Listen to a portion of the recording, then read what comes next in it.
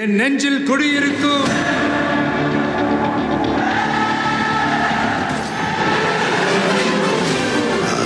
தளபதி.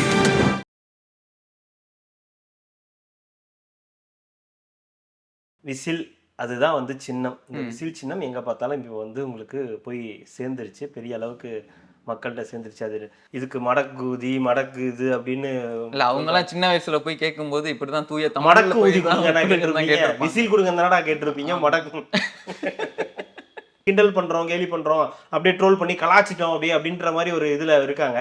நாம் தமிழராக இருக்கட்டும், திமுகவா இருக்கட்டும், அதிமுகவா இருக்கட்டும், விஜயை பிடிக்காத கும்பல்னு ஒண்ணு சுத்திட்டு இருக்கோம் இல்லையா? எல்லாருமே நிறையவே சுத்திக்கிட்டு இருக்கு. அதான் அந்த மாதிரி இருக்கிற குரூப் எல்லாம் சேர்ந்து இந்த மடக்கு ஊதிய வேலையை வந்து பார்த்துட்டு இருக்காங்க. இந்த விசில் சின்னமும் இந்த ரோட் ரோலர் சின்னமும் வந்து ஒரே இதுல இருக்காது. ஸோ அதுக்காக நீங்க வந்து அதை வச்சு கனவு அப்போ கூட உங்களுக்கு வந்து ஓட்டு அதுக்கு விழக்கூடாது, நல்லது செய்யணும், நல்லது செய்யணும். இல்ல இல்ல இல்ல நான் அது கூட வேணாம், அந்த அவ்வளவு எக்ஸ்ட்ரீம் எல்லாம் போகாதீங்க. நல்லது செய்யறது எக்ஸ்ட்ரீமா? ஆமா, மக்கள் மனசுல வர்றதே எக்ஸ்ட்ரீம். ஐயோ அதுவே தப்பு. உங்களுக்கு ஓட்டு வாங்குறதுக்கு உங்க கட்சிக்கு ஓட்டு வாங்குறதுக்கு என்ன வேலையோ அதை பார்க்கலாமே. அதை விட்டுட்டு ஏன் விஜய் கட்சிக்கு ஓட்டு விழக்கூடாது? நம்ம ஜெயிக்கணும் தான் நினைக்கணும், அவன் தோக்கணும்னு நினைக்க கூடாது. அப்பனா நீ தான் தோப்ப, அவன் ஜெயிச்சிருவான். இல்லங்க, ரெண்டே பேருக்கு இடையில தான் போட்டி. புரியுதுங்களா? ஒன்னு விஜய், இன்னொன்னு சாட்டையா? இல்லங்க, ஒன்னு சாட்டை, இன்னொன்னு சீமா. அவங்க ரெண்டு பேருக்கு கட்சி அளிக்கிறது இல்லையா? கட்சி அளிக்கிறது இல்ல, நீ பேசுறது எவ்வளவு வீஸ் போகுது, நான் பேசுறது எவ்வளவு வீஸ் போகுதுன்னு இது ரெண்டு பேருக்கு தான் போட்டியே. இதுல நீங்க வந்து அதுலயும் அண்ணன் தோத்துட்டாரு. அண்ணன் சொந்த கட்சி ஏன் சொந்த கட்சி தம்பியிடமே தோற்ற அண்ணன் தான் சொல்லணும். குருவை மிஞ்சிய சிஷ்யன். ஆமா, குரு எப்பவுமே மிஞ்சுறது தான். ஆக்சுவலா தாவேகாவினர் வந்து சாட்டை துரைமுருகனுக்கு நன்றி தான் சொல்லணும்.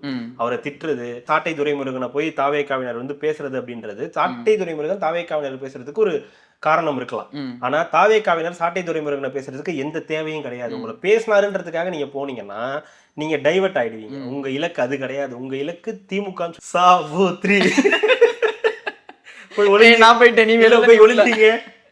ஒருத்தர் போய் என்டிஏல ஒளிஞ்சுக்கிட்டாரு, மத்த 4 பேரும் சேர்ந்து திமுக போய் ஒளிஞ்சுக்கிட்டாங்க. அவ்வளவுதான். இது ரொம்ப சிம்பிள். சாபூத்திரி தான். இதுதான் மணமகள் அறை இது அப்படின்னு பயங்கரமா பேசிட்டு இருப்பாங்க. இப்ப கவுன் அப்படியே பாத்துக்கிட்டே இருப்பாரு. சரி, இதெல்லாம் ரைட்டு. இப்போ பொண்ணு எப்படி தூக்குறதுன்னா அது மட்டும்தான் நம்ம இருக்கு மேப் அப்படின்னு கேட்பாரு. அந்த மாதிரிதான் இவ்வளவு நாள் எல்லாத்தையும் பண்ணிட்டு இப்ப எதுக்கு போய் மறுபடியும் என்டிஏல சேரணும்?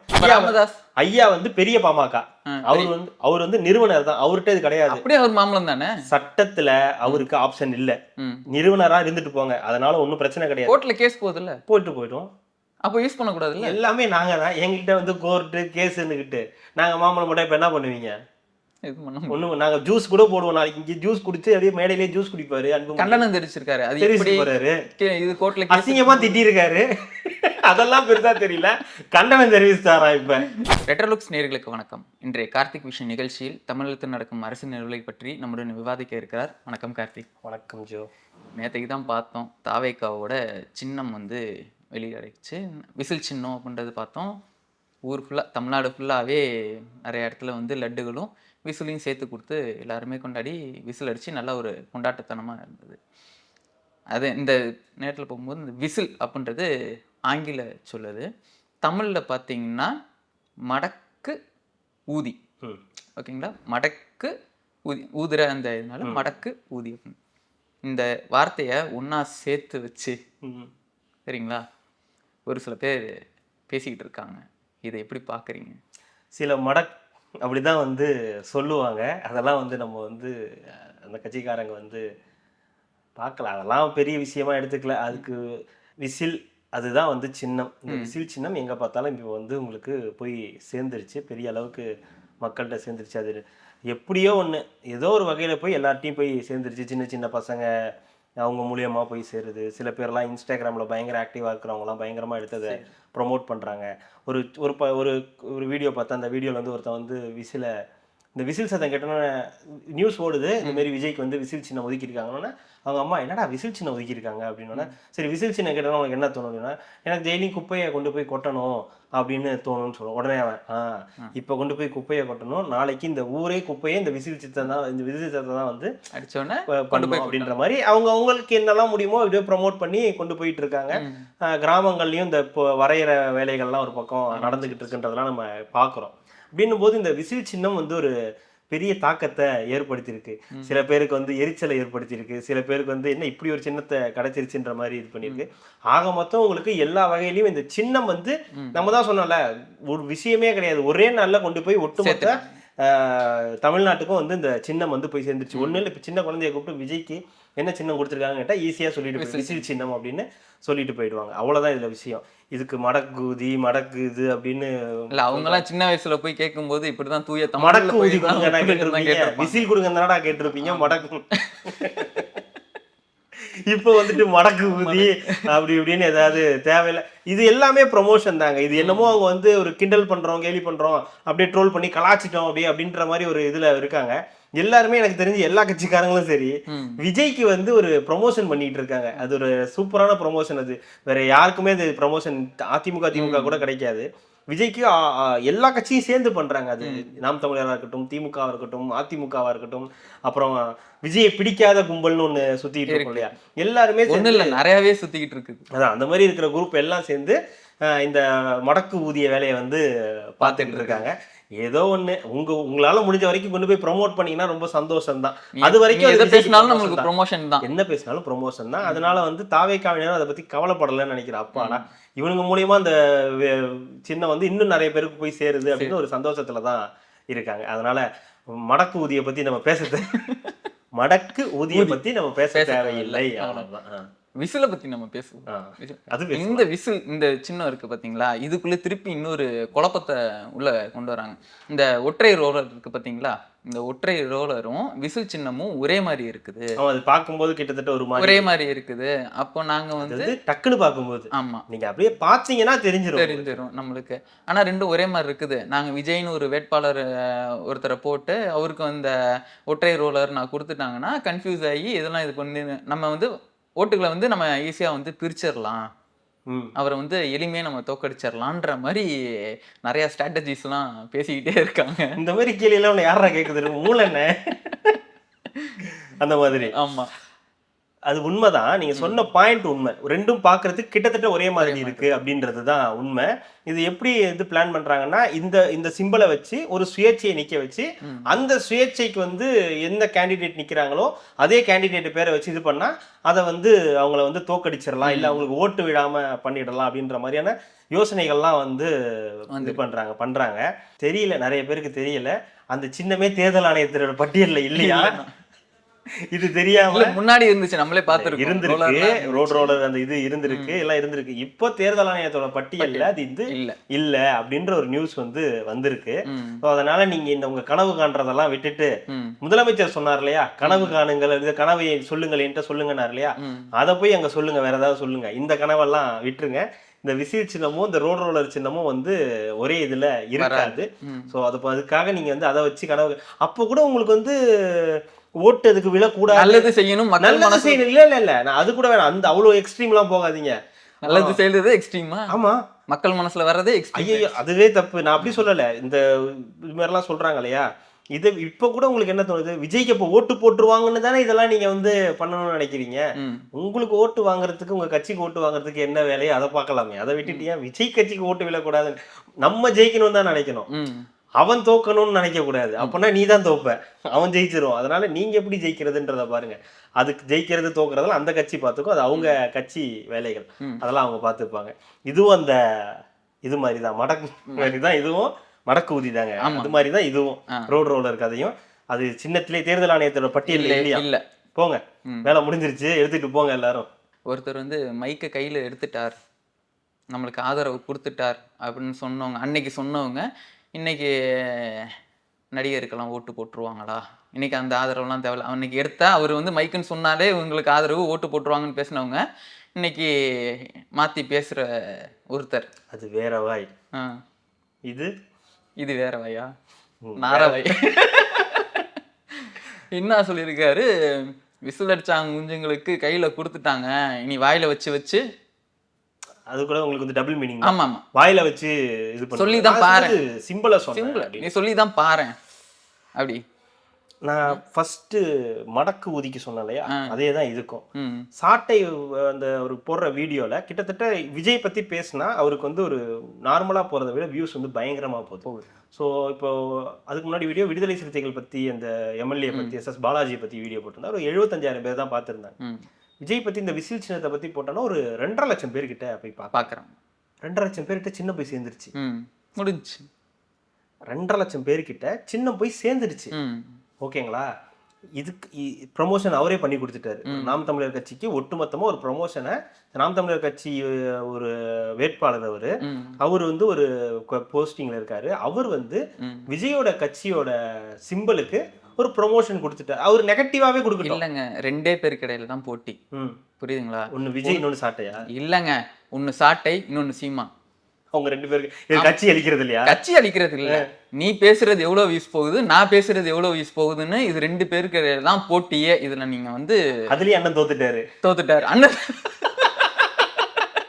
சொந்த கட்சி ஏன் சொந்த கட்சி தம்பியிடமே தோற்ற அண்ணன் தான் சொல்லணும். குருவை மிஞ்சிய சிஷ்யன். ஆமா, குரு எப்பவுமே மிஞ்சுறது தான் சிஷ்யன். அதுல வந்து இப்ப வந்து பாத்தீங்கன்னா இதுலயும் வந்து மிஞ்சிட்டாரு. அவர் பேசினாலே வீடியோ விஜய் பத்தி பேசுறாருனாலே நாம் தமிழர் கட்சியில இருக்கவங்களாம் ஒரு 2.5 லட்சம் பேர் கிட்ட வந்து பாத்துடுறாங்க. சூப்பரா வந்து ப்ரமோஷன் பண்ணி அழகா சிம்பிளை கொண்டு போய் சேர்த்துட்டாரு. நீங்க யோசிச்சு பாருங்க, மைக்கை கையில் எடுக்கட்டுமா, கேம்பெயினை தொடங்கட்டுமான்னு தளபதியார், மதிப்பிற்குரிய மரியாதைக்குரிய தளபதி வந்து சொல்லிட்டாரு.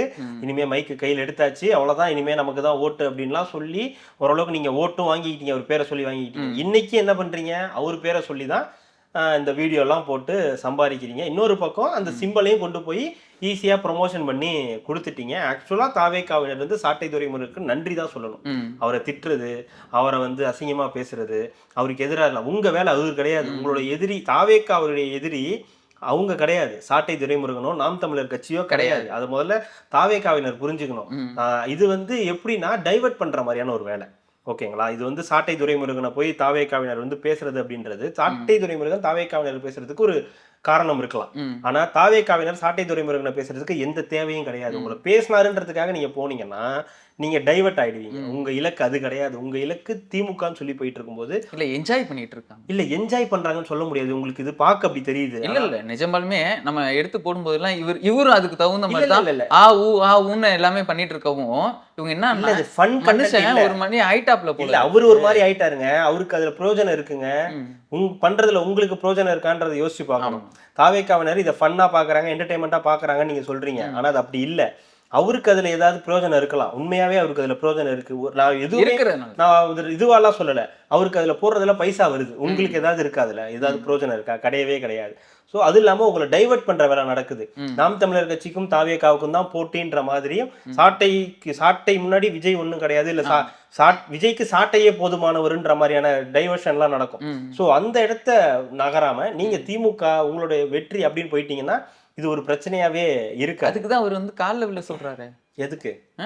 நான் விஜய் பத்தி பேசலடா, வந்து காலில் விழுங்க நல்லா தூக்கி காட்டினாரு. காலில் நல்லா தூக்கி டேபிள் மேல வச்சு வந்து விழுங்க. மோசமாலாம் எல்லாரும் வீடியோ போட முடியும்.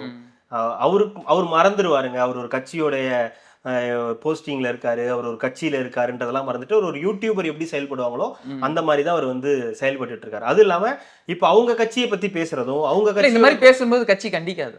கட்சிக்கு அதுக்கு சம்பந்தம் கிடையாது. அவருக்கும் அந்த யூடியூப்ஸ்க்கும் கட்சிக்கும் சம்பந்தம் கிடையாது. அவருக்கும் ஆனா நாம் தமிழருக்குமே சம்பந்தம் கிடையாது. யாருங்க சொன்னா இருக்குன்னு? அவரு தாங்க சொல்லணும். நான் தான் சொல்ல வரேனே, அதை கேளுங்க.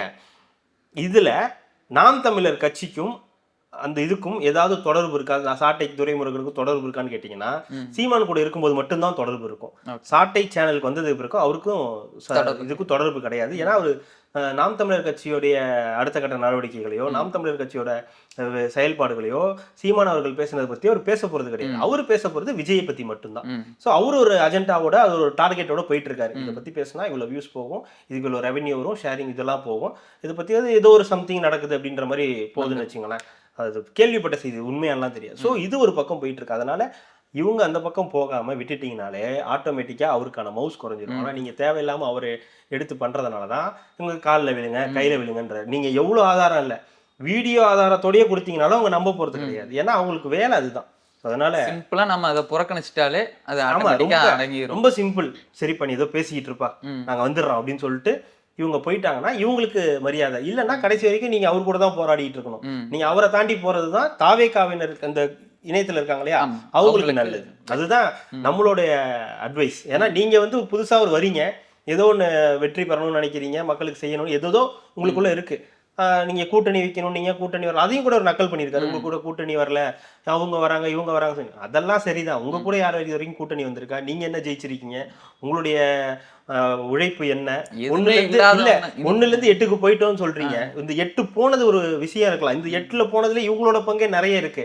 அதுக்கு இந்த கேம்பெயினை தொடங்கட்டுமா, மைக்கு கையில பிடிக்கட்டுமான்னு கேட்டதுக்கெல்லாம் உங்களுக்கே அது வீடியோலாம் நீங்களே பார்த்துக்குங்க. அதெல்லாம் நீங்களே பார்த்து ஓ இதெல்லாம் நம்ம பேசியிருக்கோமா அப்படின்றது அவங்களே ஞாபகப்படுத்திக்கிட்டோம்.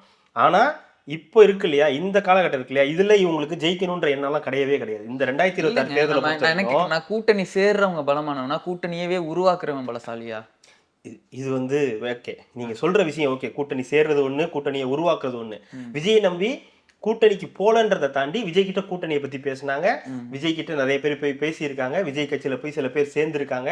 ஒரு கூட்டணியை உருவாக்குற முயற்சியில ஈடுபட்டாங்க.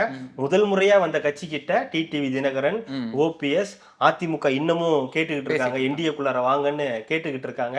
ஒரு பெரிய 3வது அணியா உருவாயிட்டாங்கன்ற தோரணை இப்பவே வந்துருச்சு. மினிமமா 10ல இருந்து 15% உண்மையான வாக்கு வங்கி இப்பவே இருக்குன்ற அளவுக்கு பேசிக்கிட்டு இருக்காங்க. உங்களுடைய நிலை என்ன? 8% வாங்கிட்டோன்னு இன்னமும் சொல்லிட்டு தெரிஞ்சிட்டு இருக்கீங்க. ஆனா இந்த தேர்தலில் அதுக்கான வாய்ப்புகள் இருக்கா? அதை தாண்டறதுக்கான வாய்ப்புகள் இருக்கா?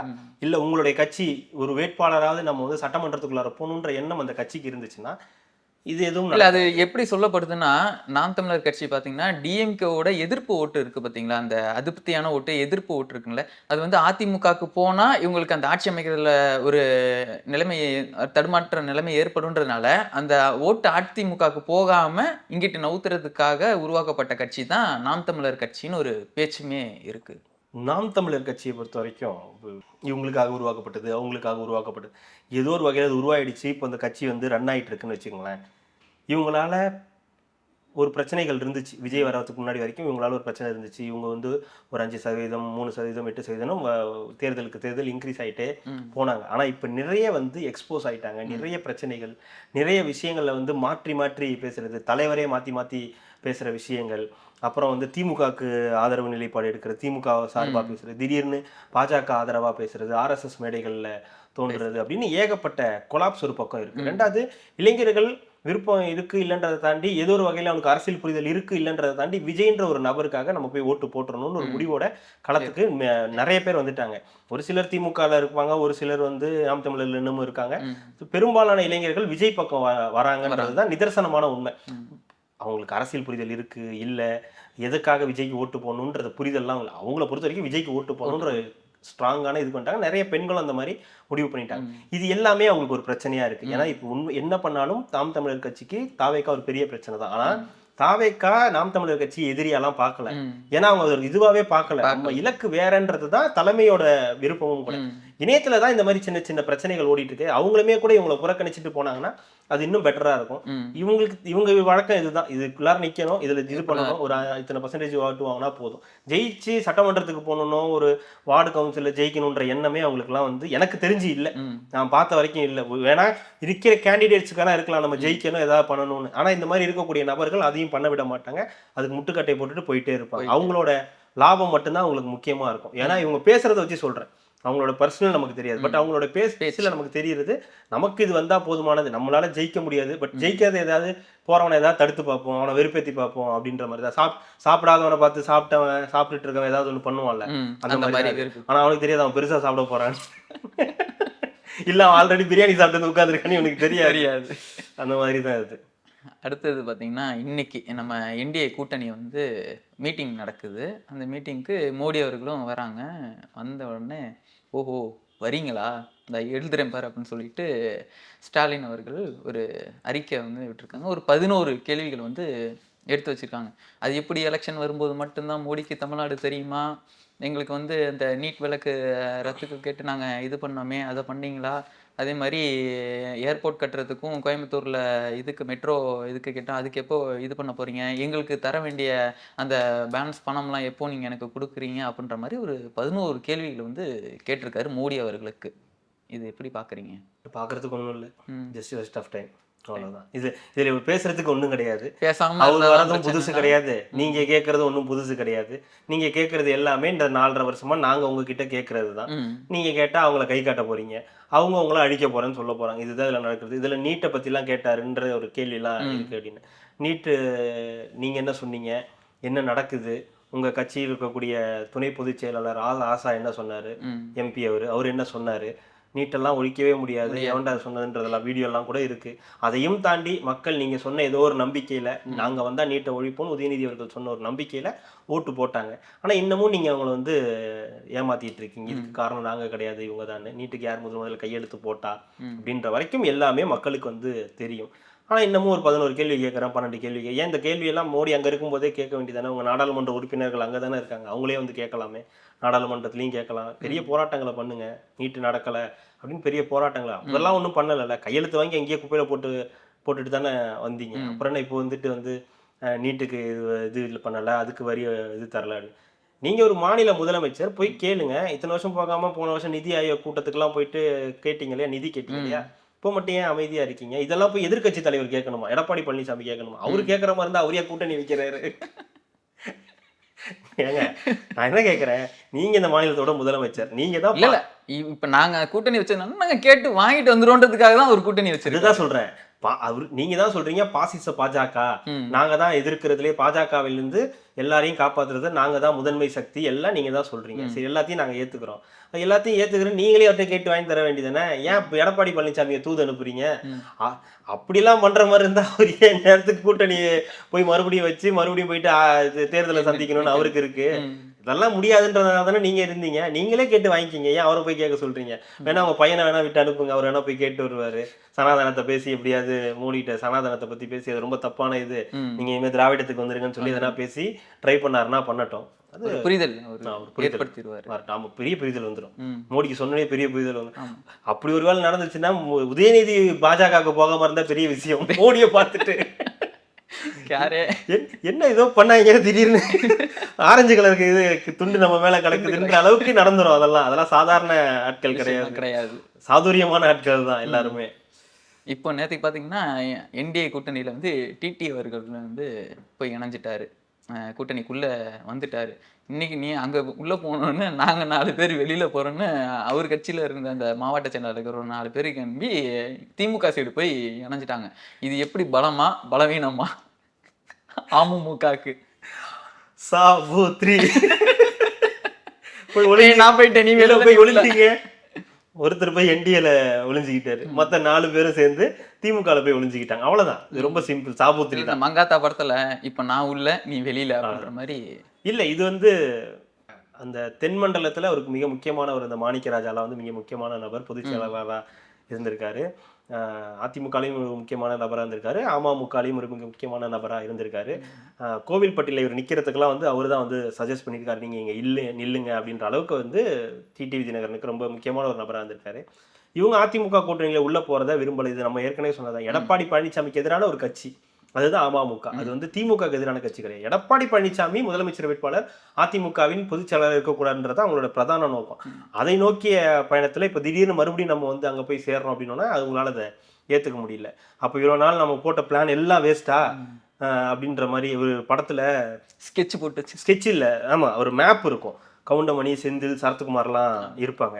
அப்போ வந்து இதுதான் மணமகன் அறை, இதுதான் மணமகள் அறை, இது அப்படின்னு பயங்கரமா பேசிட்டு இருப்பாங்க. இப்போ கவுண்டமணி அப்படியே பார்த்துக்கிட்டே இருப்பாரு. சரி, இதெல்லாம் ரைட்டு. இப்போ பொண்ணு எப்படி தூக்குறதுன்னா அது மட்டும்தான் நம்ம இருக்கு மேப் அப்படின்னு கேட்பாரு.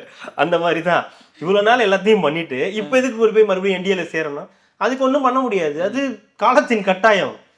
இங்கேருந்து இது இந்த திகாரி எவ்வளோ தூரத்தில் இருக்கு, பக்கம் கிடையாது இல்லையா, ரொம்ப தூரம். அதனால போயிட்டு வரக்கூடாது. அதனால வந்து திருப்பி எனக்கு போறதுக்கான ஐடியா இல்லைங்க அப்படின்ற மாதிரி ஏதோ நடந்திருக்கு. வேற வழி கிடையாது, நீங்க போனா போங்க, என்னால அங்க போக முடியாது அப்படின்ட்டாரு. இதுதான் நடந்திருக்கு. அவங்க போனது டிடிவி தினகரனுக்கு ஒரு இழப்பு தான், ஒரு கட்சிக்கு ஒரு இழப்பு தான். இருந்ததே கொஞ்சம் பேரு இல்ல, அந்த போர்டில் வச்சிருந்த பேனர்ல வச்சிருந்த அந்த டிடிவி போட்டோ கூட இல்ல பண்றாங்க என்டிஏ கூட்டணி இந்த மாநாட்டுக்கு. அதனால என்ன? அதனால என்னங்க? அதுக்காக புறக்கணிச்சிட்டு பேனர்ல கூட எடப்பாடியும் அவரும் இருக்கக்கூடாது கொண்டு போய் ஒரு பெரிய கேள்வி. அதுல என்னங்க இருக்கு? டிடிவி தினகரன் நான் சேர்ந்துட்டேன்னு கையெல்லாம் தூக்கிட்டேன். ம். அதுக்கு மேல என்ன வேணும்? நான் இருக்கேன்றது உறுதிப்படுத்தியாச்சு. ட்விட்டர்ல 2 பேரும் பதிவு போட்டு போட்டுக்கிட்டோம். பரிமாற்றம் இதுக்கு மேல என்ன பண்ணிக்கிட்டாங்க. வேணும்? இதெல்லாம் ஒரு கேள்வின்னு கேட்காதீங்க அப்படின்னுவாரு. ம். அதனால அது ஒன்றும் பெரிய இங்க விஷயம். போட்டோ இல்லைன்னு ஒரு பிரச்சனைன்னா ஸ்டேஜ் மேல வச்சிருக்க பேனர்லாம் மாம்பழம் இருக்குது. மாம்பழம் இருக்கலாம், தப்பு கிடையாது. எப்படிங்க இருக்க முடியும்? ஏங்க கடவுளே வராரு, கடவுளுக்கு முன்னாடி என்னங்க மாம்பழம் இதுன்னுகிட்டு?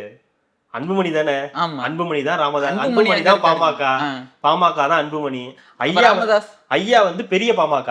ஆ, அவர் வந்து நிறுவனர் தான், அவர்கிட்ட இது கிடையாது. அப்படியே அவர் மாம்பழம் தானே. சட்டத்துல அவருக்கு ஆப்ஷன் இல்ல. ம். நிறுவனரா இருந்துட்டு போங்க, அதனால ஒன்றும் பிரச்சனை கிடையாது. கோர்ட்ல கேஸ் போகுதுல்ல, போயிடும். அப்போ யூஸ் பண்ணக்கூடாதுல்ல. எல்லாமே நாங்க தான். எங்ககிட்ட வந்து கோர்ட்டு கேஸுன்னுக்கிட்டு நாங்க மாம்பழம் போட்டா இப்ப என்ன பண்ணுவீங்க? இது பண்ண முடியும். ஒண்ணு நாங்க ஜூஸ் கூட போடுவோம். நாளைக்கு இங்க ஜூஸ் குடிச்சு அப்படியே மேடையிலேயே ஜூஸ் குடிப்பாரு அன்புமணி. கண்டனம் தெரிவிச்சிருக்காரு. அது தெரிவிச்சு எப்படி போறாரு. இது கோர்ட்ல கேஸ் அசிங்கமா திட்டிருக்காரு.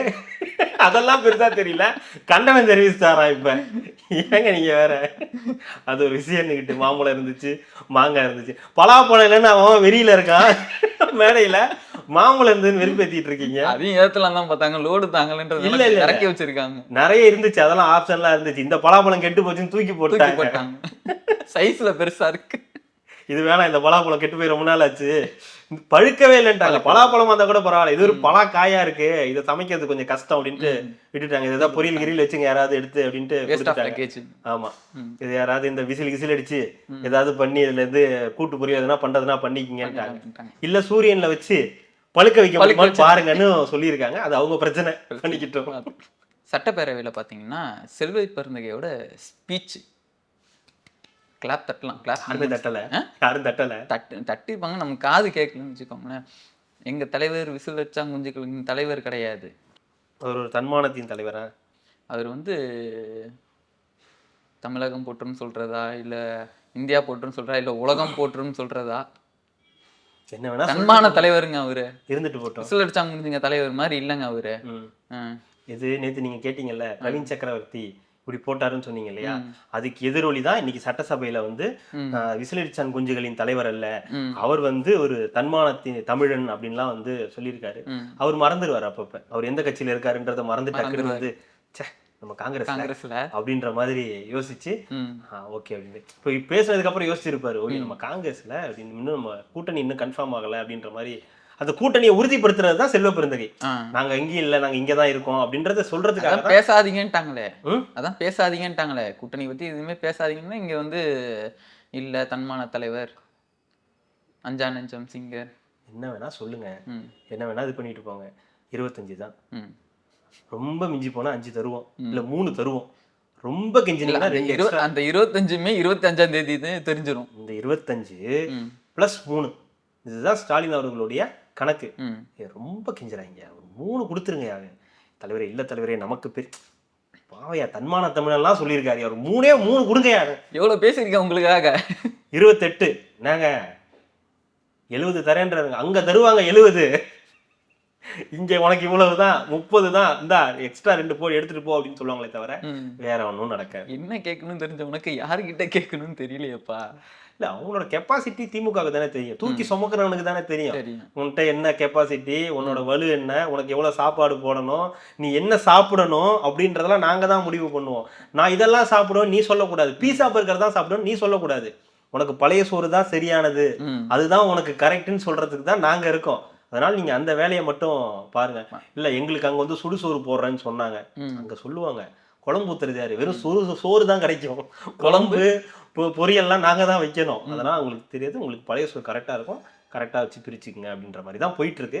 அதனால அது அவர் பேச்செல்லாம் பெரிய பேச்சா எடுத்துக்க தேவையில்லை. அவர் விஜயை டார்கெட் பண்றதான் சொல்றேன், விஜயை டார்கெட் பண்றதா இவங்களோட பிரதான நோக்கம்.